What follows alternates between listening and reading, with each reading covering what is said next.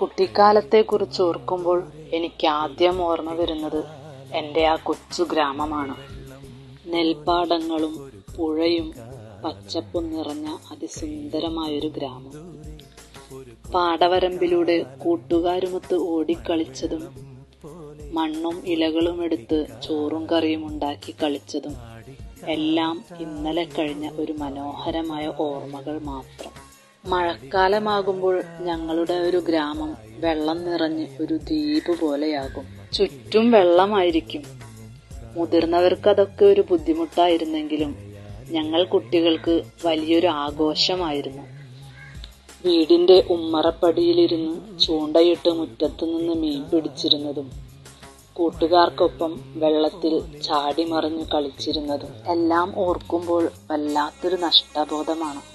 ഒരിക്കലും തിരിച്ചു കിട്ടാത്ത ആ ദിവസങ്ങൾ. സ്കൂളിലേക്ക് പോകുന്ന റോഡ് മുഴുവൻ വെള്ളത്തിനടിയിലായിരിക്കും. അതുകൊണ്ട് തന്നെ ഞങ്ങൾ വഞ്ചിയിലാണ് അന്ന് സ്കൂളിലേക്ക് പോയിരുന്നത്. കൂട്ടുകാരോടൊത്ത് വെള്ളത്തിനു നടുവിലൂടെ വഞ്ചിയിലുള്ള ഒരു യാത്ര.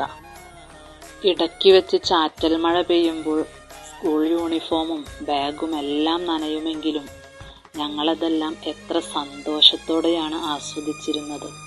വാഴപ്പിണ്ടി കൊണ്ട് ചങ്ങാടമുണ്ടാക്കി വീട്ടിലുള്ള മൃഗങ്ങൾക്ക് പുല്ലരിഞ്ഞു കൊണ്ടുവരുന്ന ഒരു കാഴ്ച എത്ര അത്ഭുതപ്പെടുത്തിയിട്ടുള്ള ഒരു കാഴ്ചയായിരുന്നു. ആ കാഴ്ച കണ്ടപ്പോഴാണ് ചങ്ങാടത്തിലൂടെ ഒരു യാത്ര ചെയ്യണമെന്ന് ആഗ്രഹിച്ചത്. അധികം വൈകാതെ തന്നെ ആ ആഗ്രഹവും അങ്ങ് സാധിച്ചെടുത്തു. കൂട്ടുകാരോടൊപ്പം ഒരു സാഹസികമായ ചങ്ങാടയാത്ര. ഒരുപാട് ഭയന്നാണ് ആ യാത്ര ചെയ്തിരുന്നെങ്കിലും ഒത്തിരി ആസ്വദിച്ചിട്ടുള്ളൊരു യാത്ര തന്നെയായിരുന്നു അത്.